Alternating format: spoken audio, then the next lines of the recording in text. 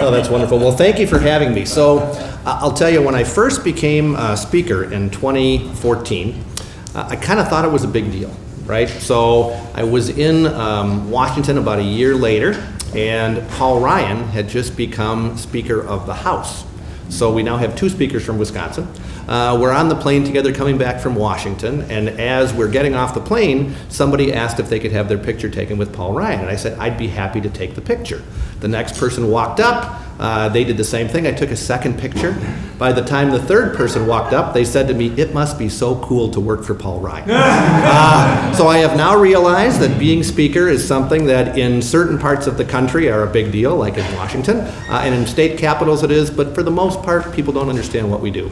So a little bit about who I am and why I'm here, and then we can take questions afterward, because I understand that this part is going to be recorded on your website, and the conversation afterward can be a little bit more candid when we can talk about some of those topics. So, born and raised in Racine County. I got active in politics when I was 10. My sixth grade teacher actually is the one who recruited me to be involved in politics. She actually took me to events at a time when it was not odd for a female teacher to be picking up a boy student who was young and taking him to events. Active in college, got elected to the county board, bought a company, eventually became a legislator in 2004, and at the time, I was probably the farthest right member of the House caucus, because I had been involved for a long time, knew what my ideas were. And then as the world went on, you learn and you change and you adapt. And the world changed and adapted along with me. In 2007, the Democrats were advancing, and in 2008 they took over our entire legislature and the governor. So we went from being Republican control or divided government to all Democrat. I couldn't get my message out because, of course, the mainstream media at the time, still dominated by kind of the traditional media, focused mostly on the people that they considered their likely allies, which were the Democrats, people where they had the same ideological view. The reporters had known these people for a while. So I became the first adopter in Wisconsin of something at the time that nobody knew, called Twitter. I began to tweet out during meetings, and the legislative leadership at the time said, "You may not do that. We cannot have people actually telling folks in real time what's going on that are not part of the traditional media." Of course, over time that has changed, and now it's just a part of our daily lives. And the reason that I am here is twofold. First of all, for the people who are here in the mainstream media, I want to say thank you for electing President Trump. You are the reason that Donald Trump is in the White House. I am somebody who, in the primary process, actually supported Marco Rubio. I then supported Ted Cruz. I then finally supported Donald Trump. So he was not my first choice, but frankly, as a conservative, I am happy that he is there doing all of the things that I would want.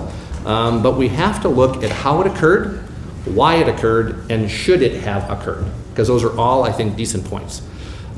So the very idea of having a fair and unbiased media is something that, in my heart, as a political activist, I think should be a base standard for every single person in the country to accept as fact.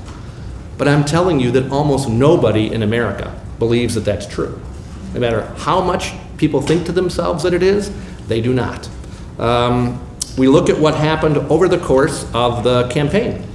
The loudest, easiest quotable person got over $6 billion worth of free coverage. The other dozen candidates who were articulate and thoughtful and also quotable got almost 1/6 of that combined. That's not something that was decided by anybody other than folks who wanted ratings and wanted to be the most controversial so that they could get better ratings than somebody in their same competitive marketplace. So this is not a new topic. In Wisconsin, we have similar problems where there is a clear bias in the media. So I had my staff prepare a video that we'll just watch quickly, and then we'll discuss it and talk about some of the topics for you.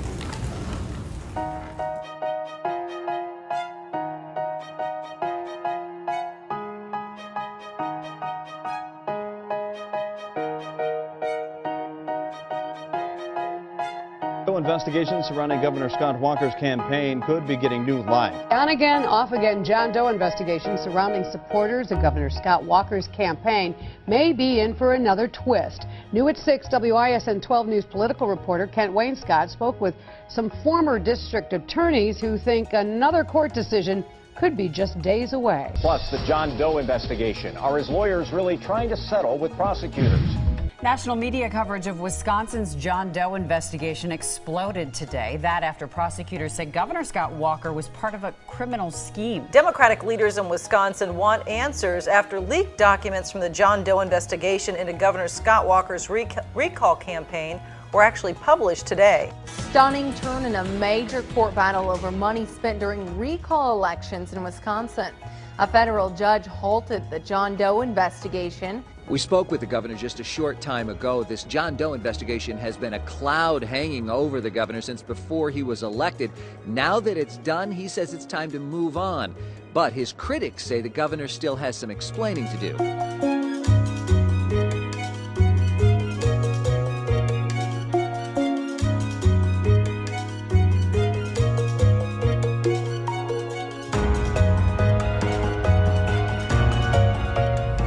I'm Tom Steyer, and like you, I'm a citizen who knows it's up to us to do something.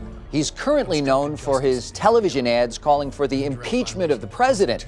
But California hedge fund billionaire Tom Steyer has another target, Republican House Speaker Paul Ryan of Janesville. Steyer's group, Next Gen America, is making what it calls an historic push to mobilize young voters in Wisconsin for the midterm election. Next Gen is hiring dozens of organizers and is trying to reach students on at least 35 campuses across the state. One of those organizing events happened Friday at UW-Madison. Next Gen America is spending $2.5 million in Wisconsin to try to defeat Ryan and Republican Governor Scott Walker and to re-elect Democrat Tammy Baldwin. We've spent a lot of money in Wisconsin. We're going to spend more. So he's saying, you people in Wisconsin, you think you're voting? You think you have a fair election? But what do you actually have? You have millions of dollars of Coke money in there buying these ads for Walker with an attempt to deceive you so that Walker can fire union workers so the Coke Industries has to pay less for their workers. We still see this on CNN. They still love to put, Bill Nye up against some, climate denying scientist, often not even a science, and pretend that these are sort of equal positions, and it's complete nonsense. And so when I got to the Times, I started arguing with my editors and saying, we have got to stop doing it. We weren't very bad about it compared to everybody else, I think, but we've got to stop doing this. And there was resistance at first, and then Hurricane Sandy hit. And we were all so emotionally gobsmacked. I mean, the editors at the New York Times lost their houses in Hurricane Sandy. And I remember sitting in the office with Jill Abramson and a whole bunch of editors and having her say, this was the editor-in-chief of the paper at the time, having her say, I'm just tired of this nonsense. Why are we listening to these people when it so obviously is happening? And, we got to the point where in a science piece, at least, I was under no obligation to sort of call up climate deniers to sort of counter the real science.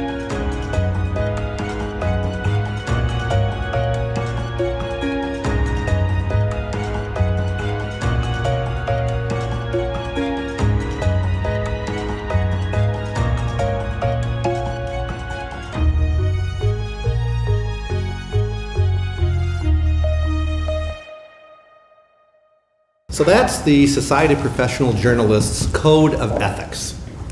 Seems like something that everyone should agree with, but it's not what's happening today. So in the examples that you just saw in Wisconsin, let me run through those quickly and explain why the media bias was so incredibly lopsided. The John Doe investigation. In Wisconsin, we have something called the John Doe Law, so we don't create a star chamber. The idea is that if someone is brought under investigation, that it is done in secret, because for someone who is in the political world, having the very accusation tarnishes your reputation and actually many times means good people don't run for office. So we have a John Doe process. Reporters and people who were in the John Doe process leaked information for political gain. That's the only reason it was done. Didn't help to convince the case. It's because they did not have convincing evidence, but they were so certain they were right. They leaked the information, breaking state law. Then, a national newspaper, international newspaper called The Guardian, got documents from the John Doe investigation and released those on the internet. So exactly what we had said could happen, and the reason that we have the John Doe law, proved itself correct with an accomplice media, who rather than looking and saying, wow, these people are breaking the law, they convicted Governor Walker in the court of public opinion without even giving the opportunity for him to respond, because under the John Doe law, he could not respond or he would have been breaking the law. So it's a clear example where the journalist decided that the story and the idea behind it were more important than following the law or listening to both sides to give an opportunity for a fair and balanced report. The 20 minutes that they gave to Tom Steyer in Wisconsin to talk about his efforts to overturn elections in Wisconsin were done in a way that made him appear to be altruistic. And I'll give him the benefit of the doubt that he probably is. But why in the world, in the same story, or at some point, would they have not had the same conversation about the Koch brothers, who were doing the exact same thing on the other side of the political spectrum? Because the media believes that one is altruistic and the other is cynicistic. We now look at AFP, an organization that we know is founded by the Koch brothers that goes out and recruits people on college campuses, that has an opportunity to actually involve young people in the process. Exactly what they're talking about there. But I searched all through the archives and I could not find a single story in Wisconsin about AFP's efforts in the exact same presentation that was done the one time Tom Steyer came to town and went to a college campus. Never happened. You know, when you think about the ethics of journalism, I have, in my Rotary Club, that's $10, but you know, whatever it is. In my world, I want a fair and open and honest media because it keeps me as an elected official accountable. But let me tell you why people are cynical. Because it isn't a fair and open and honest medium any longer. It's why, unfortunately, I think people have gone to this idea of citizen journalism. Okay? And let me say why I say unfortunately. My friend Charlie is here, okay? And he has been a huge disseminator of information, okay? Most of the time, I have agreed with him, so I think it's good information. But that's the partisan lens we see everything through. So the woman I talked about earlier who got me involved in politics, her name's Barb Scheer. She held the Bible at my swearing in when I became the speaker. She's a wonderful, hugely generous woman. But we were having a discussion about a political topic at the time in the state. What it was doesn't really matter. Charlie and I were on different sides. And because she listened to Charlie Sykes every day, when I called her back, I actually explained, well, this is what's really going on, Barb. Charlie just doesn't know everything that's happening because he's not in the room. And Barb said to me, you know, Robin, I'm not so sure. I think Charlie could be right. And I said, no, Barb, I'm there. I am in the room. I am negotiating with the governor. She said, well, that's not what Charlie said. And that is the world and the influence that people have on the process. Now, in the end, yeah, in the end, I know I was right. But it changed the entire view that I have of interactions that my constituents have with individuals who are elected. Because somebody that I deeply knew, that was probably one of the closest people to me, that should have trusted me inherently because of our relationship, has never really met Charlie. Never really done anything more than listen to his radio program every day. It's the same thing for somebody who reads the newspaper, right? They read the newspaper every day. It must be right. Even if this person who I am standing next to, who is in the room, tells me differently. Which is why I think that the media has squandered away their opportunity to be that independent, fact-checking organization that people should believe in and give their trust and confidence to like Barb, my 6th grade teacher, did. So now, you really think about where we are today. We all know the definition of news is changing. I don't use hashtag fake news, but I certainly think that there is something to be said for that very concept. The idea that one person's news is somebody else's opinion, that somebody else's opinion can actually be fact or not, that all of it is now called into question. In our political process, you are supposed to be influenced by your constituents. That is the number one thing that you want to listen to. Now, Facebook, to their credibility, has now created a little icon where you can know when somebody is commenting on one of your posts if they're a constituent or not. And thank goodness they did that, because we don't appreciate that 100 activists in any state who do nothing more than sit in their basement watching one-sided television or one-sided radio have a huge impact on the process. And that's bad for democracy, because my colleagues have the same individuals posting on their comments, and they believe that they represent the majority. And let me tell you, the vast majority of time they do not. But they portray themselves as such. So because the media has now become so unbelievable in many people's eyes, they turn to individuals on Facebook to better represent where the public is than mainstream newspapers, mainstream television, mainstream radio. You've done it to yourself. We know that today, good news really isn't news anymore. In the video you saw that most of the time, 90% of the time in our legislature, the bills that we pass have more than Republican support, even though we are in a dominating position in each of our chambers and with Governor Walker. 90%. One story, one time, talked about a national study that was done talking about something that I initiated, where we do a memorandum of understanding which guarantees open debate, it guarantees rights to the minority. It was hailed as groundbreaking, and the only newspaper that reported on it was actually the Capital Times, which is a far left newspaper, and basically criticized the Democrats for agreeing to the deal.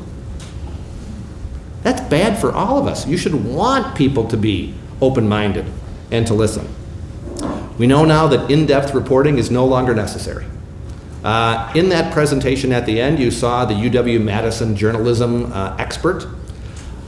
When I decided to form my communications team when I became speaker, the normal way that politicians decide who is going to work with you in the media is they take one of the staffers who was a volunteer, who has developed a relationship with the media, and that person then becomes the press secretary. Do you have any idea how much background they have in media? Zero. Zero. So what I did is I did something different. I went to the local news anchor in Madison and said, I would like you to come and be my communications person. She knew nothing. I don't want to insult her. She did not have the political experience. She knew a lot about politics, but she hadn't worked in politics. So she became my communications director. The next person that I hired was an Emmy award-winning journalist, and she's my videographer. And I hired a gentleman who actually did social media as a profession. None of them knew politics, but they all knew what they were doing. That is incredibly rare in politics. And unfortunately, it's incredibly rare in journalism that the people who are assigned to cover politics have a basic understanding of how the political system works. Because what happens in the media is the exact opposite of what happens, or the same, but in the different prism of what happens in politics. They take somebody, you might have wanted to do sports, but that position's already filled, so you're going to do local government. Now, sometimes they do a great job, but that's not their interest area. They take the easy route most often, which unfortunately is to find one side, and if that works, stick with it. The journalism ethics, my 3 staffers went to a seminar on ethics in journalism, and UW-Madison, one of the best programs in the country, is now saying that they are no longer advising folks to hear from both sides. There are some that they view to be not credible, and if the source or the idea is not credible, you don't have to cover it anymore. Now, I actually believe that climate change is happening. Why is it happening? I don't know. Is it man-made? Is it, change in the cycles? I don't know. I'm not a scientist. But I certainly think that people who have a different opinion have the right to be represented in conversations about why is climate change happening. I think on every topic, the public wants to hear from both sides, and they should discern the information. Now, I know people on each of the coasts believe that those of us who live in the middle of the country aren't as smart. We don't have the worldview. We don't have an understanding. In fact, there was a quote that's been tweeted all over Wisconsin from a woman at NPR who was standing in Washington, D.C., and the quote was, overheard in D.C., quote, "I could never live in a rural area, some random-ass city like Wisconsin," unquote. Well, first of all, Wisconsin's not a city. Important to know. But this is the attitude that a lot of us feel that folks who are putting the news together, making decisions about what we see and hear, treat us like.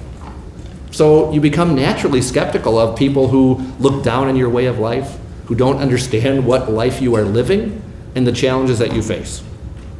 Now, let's also say that there is no doubt in my mind, and partly it is the capitalist system where the traditional media is hemorrhaging dollars, okay, to find a way to sensationalize everything. Is anybody here from Gannett? Okay.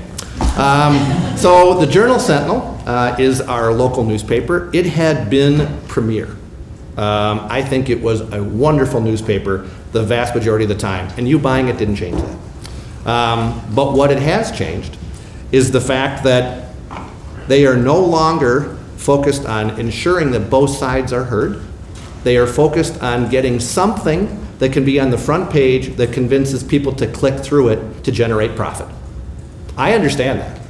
So just this last week, we had a story that clearly shows sensationalism versus what you want out of government, okay?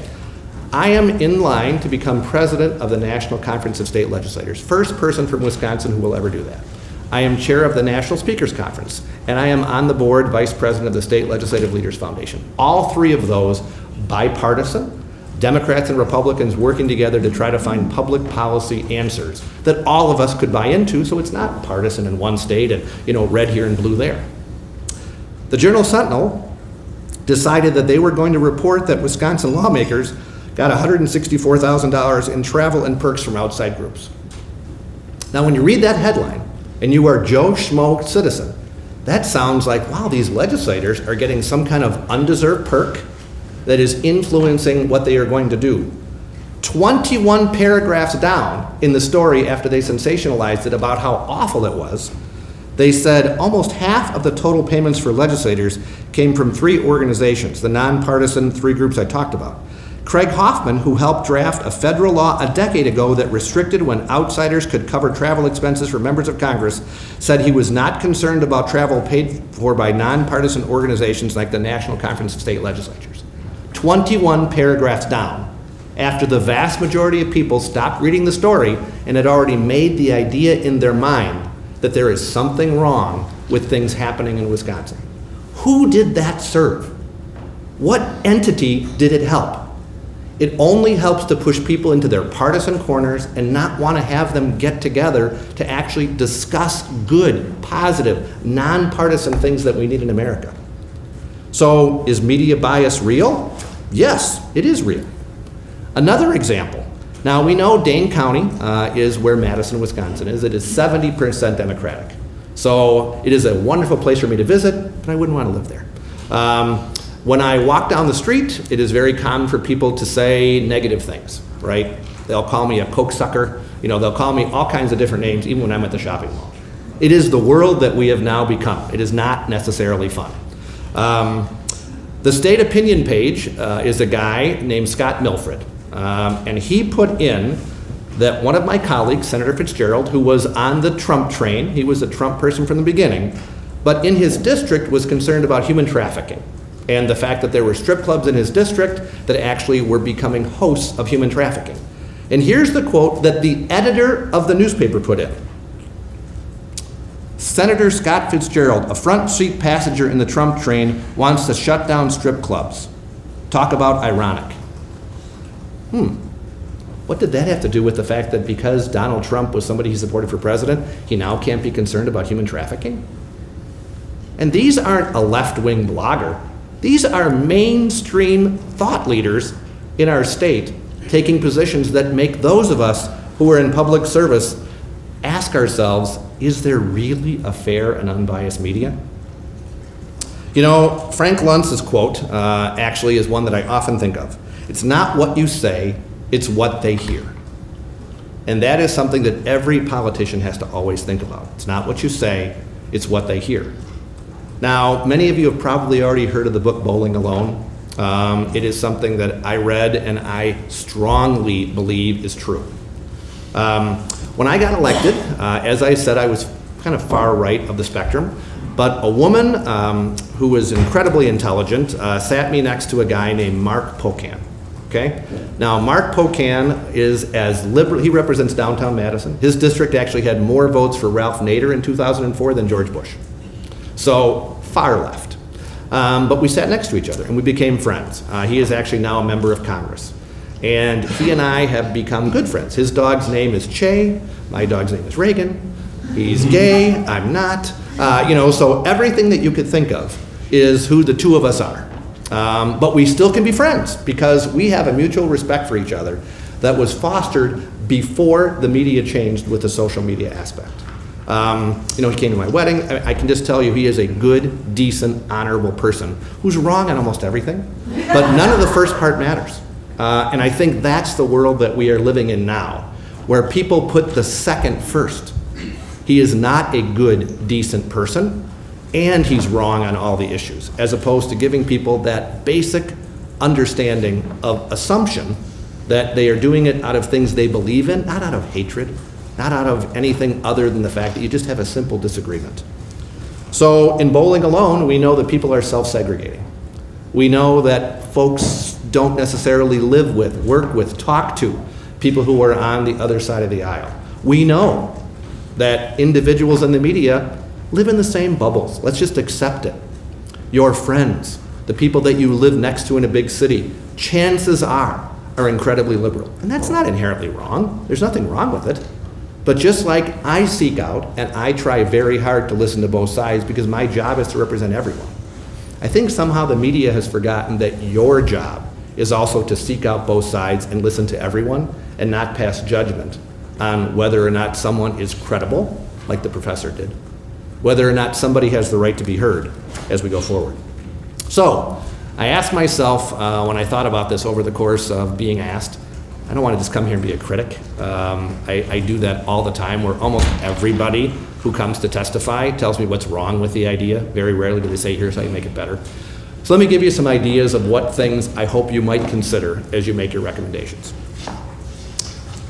Challenge individuals to be champions of free speech. I don't know why that should be such a hard concept. Pulitzer actually said, our republic and its press will rise or fall together. An able, disinterested, public-spirited press with trained intelligence to know right and courage to do it can preserve that public virtue without which popular government is a sham and a mockery. Totally true. So why on college campuses are you not reporting on the fact that they're not allowing both sides of the argument to be heard? That they pick one side they agree with and they protest to not even allow them to speak the other side. Shouldn't that be something that we as Americans unanimously agree with? The idea that everyone has the right to be presented. And then we have the right to dissect, but not dissect it first, because no one has the ability to actually articulate a side that we would agree with. Number one. Number two, we need to make sure that we do more to bring good public policy individuals together to talk about solutions. It very rarely happens. I think most people have this belief that inside the chamber of whatever legislature or the Congress, you have these debates and these discussions and smart ideas come out. That's not what happens. It happens in the meetings beforehand and where relationships are built. The fact that even during all the protests and everything that happened in Wisconsin, Mark and I kind of acted as the intermediaries because we had a personal relationship to not let things get out of hand. It's why we passed this brand new first in the country agreement where the minority and the majority sat down and figured out how are we going to make our chamber better. Those are things we want, but they're not things that are very sexy. And they're certainly not things that interest groups on either side want either, because they want us driven apart because it serves their own political interests. Journalists need to do a better job of fair reporting. So number one, we need to champion free speech. Number two, you need to encourage individuals to actually have thoughtful conversations. And number three, we need to do more to have fair reporting. Now, I totally understand and support the idea that you want to know everything that's going on because the public has a right to know. I totally agree with that. But as every discussion happens, sometimes you have to allow individuals to have a conversation before they get to the public so that they can actually articulate why things are happening, why individuals can have an agreement, where we can find those points of interest as opposed to only having points of contention. In a heightened media world, people are trying to always break the story, and I understand that. But by breaking the story, in many ways nowadays, they have broken the system. Reporters in the Capitol before knew how the process worked, and they allowed it to work, and then they reported on it as it went. Now, as soon as two people walk into a room together, they are beginning to report on it, which means you instantly can't take the time to think, and it has hurt our political process. So as much as you are able, in fair reporting, allow people to find their positions before you instantly assume what they are or assuage some concern that you think is happening, but have no idea if it's occurring.